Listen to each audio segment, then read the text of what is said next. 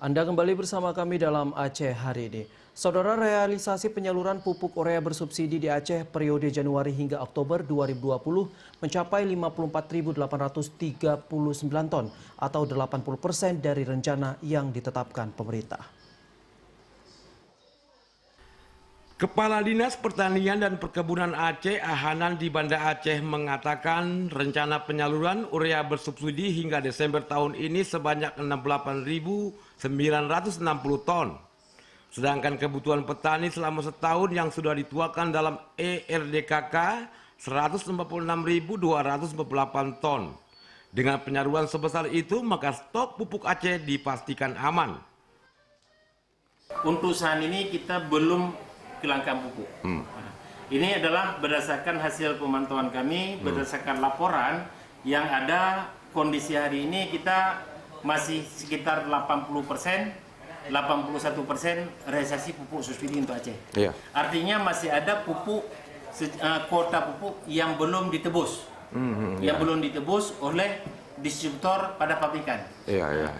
Kemarin juga kami konfirmasi untuk pupuk yang bersumber dari pabrik petrokimia itu belum ditebus untuk kuota bulan November.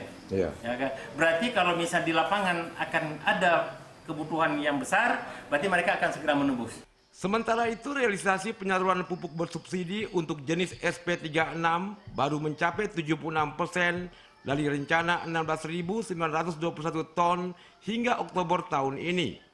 Sedangkan untuk ZA menargetkan 14.011 ton, baru terrealisasi 93%, dan NPK 45.020 ton, baru mencapai 79%. Selain pupuk kimia, pemerintah Aceh juga menargetkan penyaluran pupuk organik 7.009 ton, namun hingga Oktober 2020 realisasi baru 4.757 ton atau 67%.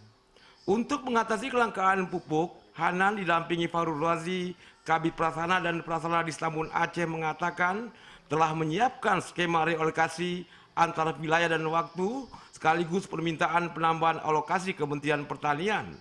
Bahkan agar lebih tepat sasaran, Aceh juga akan menyiapkan pola distribusi pupuk subsidi dengan menggunakan kartu tani. Tim Liputan TVRI melaporkan dari Banda Aceh. Saudara,